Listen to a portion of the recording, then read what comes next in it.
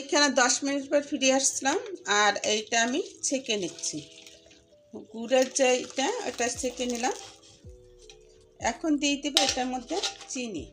সব ফ্লেভারগুলো এখানে বেরিয়ে আসছে। যে আমি তেজপাতা আর দারচিনি দিয়ে এলাচ দিয়ে যে দিয়েছিলাম সেটা ছেঁকে নিলাম। এখন এটা দিয়ে দিব। ছেঁকার পরে কোনো ময়লা পেলাম না বন্ধুরা, দুধটা অনেক ভালো। তাই তো এখানে কিছুটা দুধ আর চালের গুঁড়া একটু দিয়ে দিব, যেন ঘন একটা, একেবারে বেশি ঘন না, একটুখানি হলে হবে।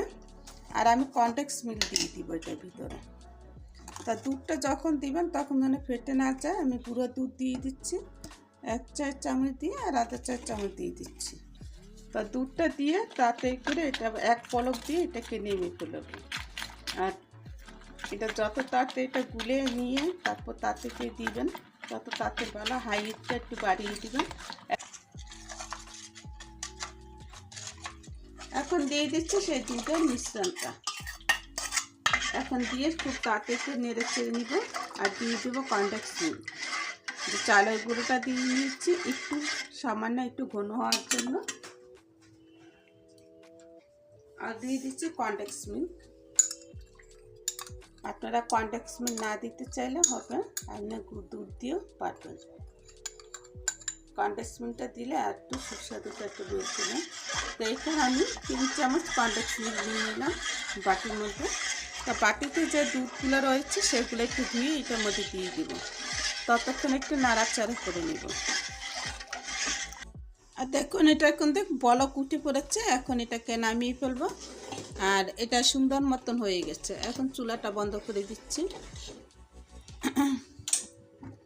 এখানে অন্যদিকে আমি প্যানে তেল বসিয়ে দিই, আর কি প্যান বসিয়ে দিয়েছি। এটা লোহার কড়াই তো, তার জন্য একটু দেরি হবে। আর এটা 15 মিনিটের মধ্যে সুন্দর মতন ব্যাটারটা হয়ে গেছে। এভাবে করে 15 মিনিটের মধ্যে আর কি ব্যাটারটা করে নেব। আর যে বেশি ঘন্টা বেশি সময় রাখলে আরও বেশি ভালো হয়, এটা আর কি ফুলে যায়।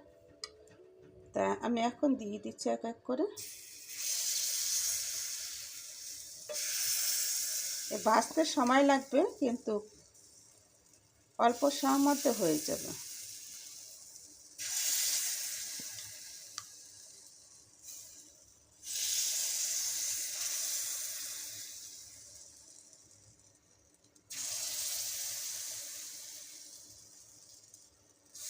এখন একটা দিয়ে ঢেকে রাখবো। বন্ধুরা, বাঁচতে তো সময় লাগে, খেতে কিন্তু সময় লাগে না, তা জানেন? অল্প সময়ের মধ্যে ফিনিশ। আর দেখুন পিঠেগুলো সুন্দরভাবে একটা খোঁচা দিলে উঠে যাচ্ছে, এই যে। আর এটাকে একটু তেল দিয়ে দিবেন। তেল না দিলেও হবে, তেল দেওয়া দরকার নেই, এমনিতেই উঠে যাবে। বারবার এটা একটু তেনা দিয়ে একটু মুছে দিবেন। তা এখন সব কটা পিঠে নামিয়ে নিচ্ছি।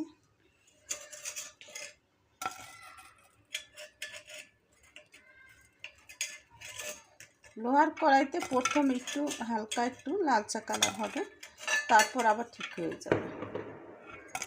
এই যে দেখুন পিঠেগুলো। তারপর একটা দেখাচ্ছি আপনাদেরকে।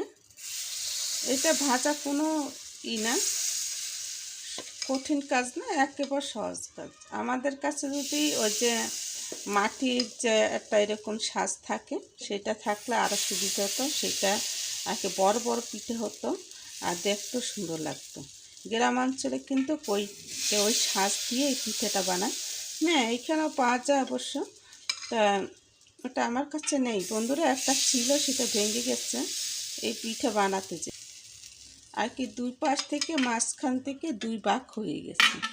তা তো পিঠা বানানো যায় না, তার জন্য আমি এইটা নিজে এটা আমার দোকান থেকে এটা বানিয়ে নিয়েছি। আর আমি দেশের বাড়িতে 18টা আমার দোকান আছে, সেই দোকান থেকে আর কি এটা বানিয়ে নিয়েছি দোকানের লোকদের দিয়ে। তা এভাবে করে আমি অনেক কিছু বানিয়েছি আমার দোকান থেকে। তা এইভাবে করে সব কটা পিঠে ভেজে তারপর রাখবো। এটা যখন ভিজাবো, দুধটা একটু ঠান্ডা ঠান্ডা হয়ে আসবে, তখন ভিজাবো। পিঠেটা কত স্পঞ্জি হয়েছে, নরম তুলতুলে।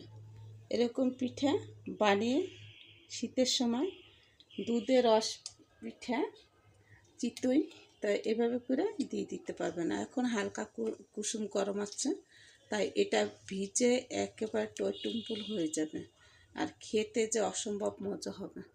এখানে দুধ দেওয়ানো, একেবারে ঘন দুধ দেওয়া, তারপর কনডেন্স মিল্ক দেওয়া, আর দুধটা খেয়ে এটা ফুলে ডবল হয়ে যাবে আর একটু বড় দেখাবে তখন। তো পিঠে এখনও অনেক আছে বন্ধুরা, তার সব পিঠে ভেজে আপনাদেরকে দেখাবো। তা পিঠেটা হয়ে গেছে, আর পিঠেটা হলে এটা বোঝা যায়। এই যে দেখুন আরেকটু হবে মনে হয়, দেখি একটু খোঁচা দিয়ে, না আরেকটু হবে, আরেকটু হলে এটা একা একা উঠে যাবে। আচ্ছা এখন উঠিয়ে এই দেখুন একটা খোঁচা দিলে উঠে যাবে পিঠা। যখন হবে না তখন খোঁচা দিয়ে খোঁচাখুচি করবেন না, তাহলে কিন্তু পিঠা নষ্ট হয়ে যাবে। আর পিঠাটা দেখতে দেখুন কত সুন্দর হয়েছে, একা ফুলে সুন্দর মতন হয়ে গেছে, কাঁচা নেই। এখন দুধের মধ্যে দিয়ে দিলাম, আর এটা ফুলে কিন্তু কারো ডাবল হয়ে যাবে। গরম গরম অবস্থায় দিলেও ভালো হয়, আর যদি আপনি ঠান্ডা করে দেন তাও ভালো হয়। একটু হালকা কুসুম গরম করে একটু নিয়ে নেবেন, যদি গরম থাকে তাহলে ওই অবস্থায় দিয়ে দিলে আরও ভালো হয়, নরম তুলতুলে হয়ে যাবে পিঠে। এমনিতে নরম, তার মধ্যে আরও নরম হয়ে যাবে। তো বন্ধুরা পিঠাগুলো আপনাদের জন্য আর কি দেখানোর জন্য এটা বের করলাম আর কি, বাটিতে পরিবেশ করলাম। আর পিঠাটা এটা আরও ফুলবে, এটা আরও ভিজবে। তা আমার পিঠে রেসিপি যদি ভালো লাগে তাহলে অবশ্যই লাইক শেয়ার কমেন্ট করবেন, পাশে বেল বাটনটা ক্লিক করবেন নতুন নতুন রেসিপি পাওয়ার জন্য। উপস্থিত থাকবো বন্ধুরা, যথেষ্ট পরিমাণে উপস্থিত থাকবো, চেষ্টা করব। আর আজকের মতো রেসিপিটা শেষ করছি বন্ধুরা। তা যাওয়ার সময় একটা পিঠে আপনাদেরকে দেখাচ্ছি, দেখুন কত সুন্দর নরম হয়ে গেছে পিঠেটা এখনই। আর পিঠার টেস্টটা অনেক সুন্দর বাড়িয়ে তুলবে।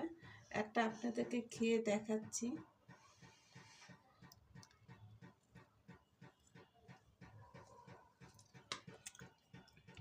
আশা করি আমার পিঠেটা আপনাদের কাছে ভালো লাগবে। তাহলে আজকের মতন বিদায় নিচ্ছি বন্ধুরা। আল্লাহ হাফেজ। পিঠে দিয়ে ধোয়া বেরোচ্ছে।